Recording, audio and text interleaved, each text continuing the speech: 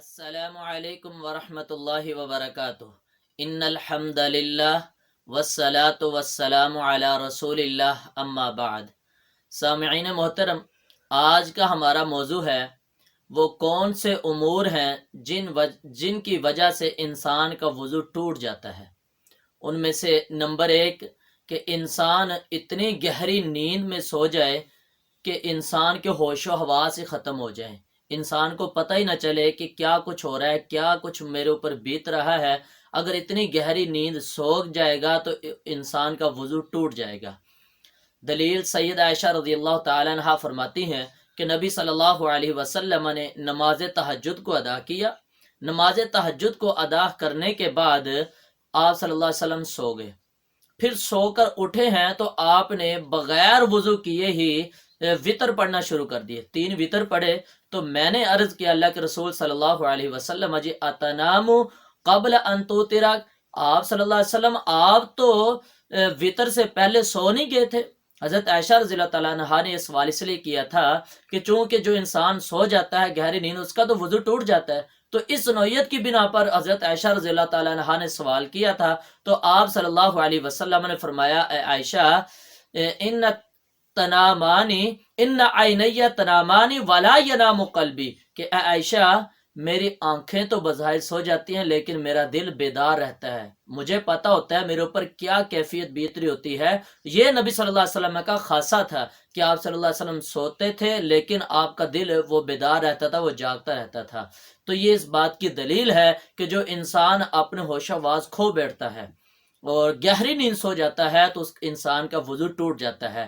ہاں، اگر انسان اتنی نیند سویا ہے کہ ہوش و حواس ابھی برقرار ہیں، جیسے انسان کو اونگ آ جاتی ہے، ایسے جھٹکے لگنا شروع ہو جاتے ہیں، تو اتنی سی نیند کا سو جانا وہ انسان کے لیے ناقض وضو نہیں ہے، اس کا وضو نہیں ٹوٹتا۔ جیسے صحابہ کرام کے بارے میں آتا ہے کہ ینتظرون العشاء، صحابہ کرام رضوان اللہ علیہم اجمعین مسجد نبوی میں رسول اللہ کا انتظار کرتے تھے، اتنا انتظار کرتے تھے نماز عشاء کے لیے کہ حتیٰ تخفق رؤوسہم، کہ ان کے سر نیند کی وجہ سے ایسے جھڑکے لگنا شروع ہو جاتے تھے، جھکنا شروع ہو جاتے تھے۔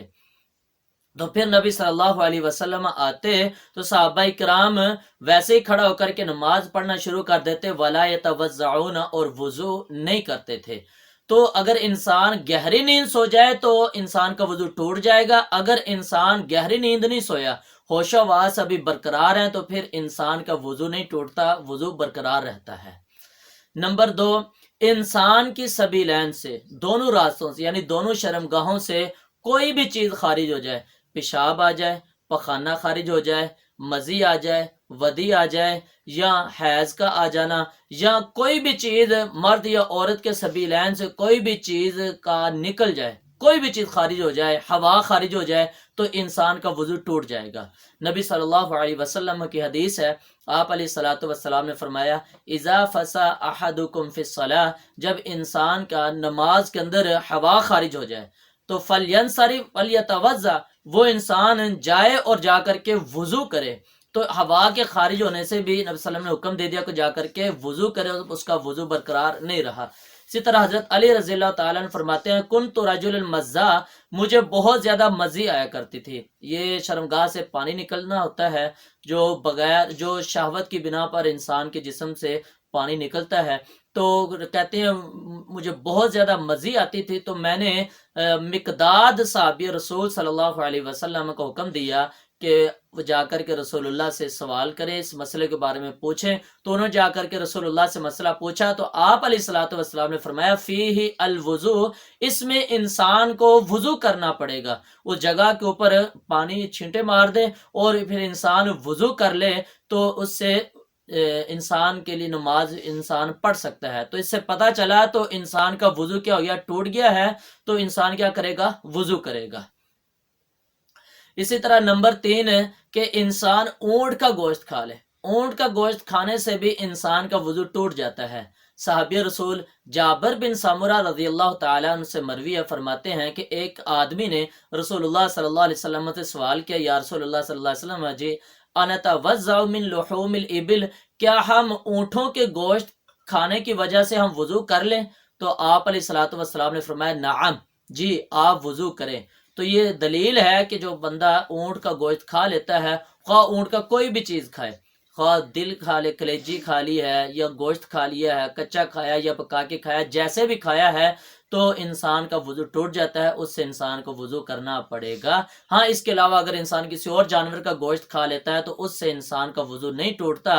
جیسے اسی آدمی نے رسول اللہ سے یہ بھی سوال کیا تھا، کیا ہم جب انتوضع من لحوم کیا ہم بکریوں کا جب ہم گوشت کھائیں تو ہم وضو کریں؟ تو آپ نے فرمایا ان شئت، آپ کی مرضی، اگر کرنا چاہیں تو ٹھیک ہے، اگر نہ کرنا چاہے تو کوئی حرج والی بات نہیں ہے۔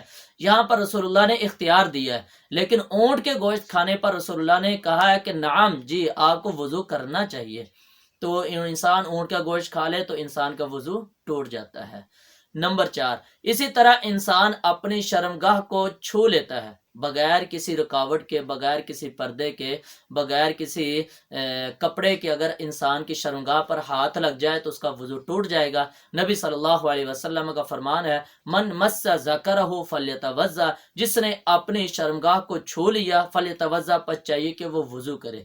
اس حدیث کی وضاحت حضرت ابو ہریرہ رضی اللہ تعالیٰ عنہ کا فتویٰ اور قول بھی ہے کہ حضرت ابو ہریرہ رضی اللہ تعالیٰ عنہ فرماتے ہیں کہ جس انسان نے اپنی شرمگاہ کو چھو لیا، لیسا بینہا و بینہ شیئن، کہ اس شرمگاہ کے درمیان اور اس کے ہاتھ کے درمیان میں کوئی اور چیز نہیں تھی، یعنی کوئی کپڑا نہیں تھا، کوئی رکاوٹ نہیں تھی، تو ایسی صورت میں پھر انسان کا وضو ٹوٹ جائے گا، وہ جا کر کے انسان اپنا جا کے وضو کرے۔ تو یہ 4 چیزیں ہیں جس بنا پر انسان کا وضو ٹوٹ جاتا ہے: گہری نیند کا سو جانا، اور اونٹ کا گوشت کھا لینا، اپنی شرمگاہ کو بغیر کسی رکاوٹ کے چھو لینا، اور اسی طرح سے نمبر 4، انسان کے سبیلین سے، شرمگاہوں سے کوئی بھی چیز خارج ہو جائے تو انسان کا وضو ٹوٹ جائے گا۔ کہ اس کے علاوہ جو ہمارے معاشرے میں مشہور ہے کہ انسان کے جسم سے خون نکل آئے تو وضو ٹوٹ جاتا ہے، انسان کو کہا جائے تو وضو ٹوٹ جاتا ہے، انسان نے گالی دے دی تو وضو ٹوٹ جاتا ہے، یا اس طرح کی اور بھی چیزیں ہیں کہ انسان نے عورت کو چھو لیا، یا انسان نے اپنی عورت کا بوسہ لے لیا، اس طرح کہ ساری چیزیں جو ہے انسان کرنے سے وضو ٹوٹ جاتا ہے۔ یہ صرف ہمارے معاشرے کی باتیں ہیں، حقیقت کے ساتھ ان کا کوئی تعلق نہیں ہے۔ صرف خلاصہ کلام یہ تھا، صرف یہ 4 چیزیں ہیں جس سے انسان کا وضو ٹوٹتا ہے۔ اللہ ہمیں عمل کرنے کی توفیق عطا فرمائے۔ اللہ سے دعا ہے اللہ تعالی ہمیں ان مسائل کو سمجھ کر اس پر عمل کرنے کی اور پھر آگے دوست و احباب تک پہنچانے کی توفیق عطا فرمائے۔ وآخر دعوانا ان الحمد للہ رب العالمین۔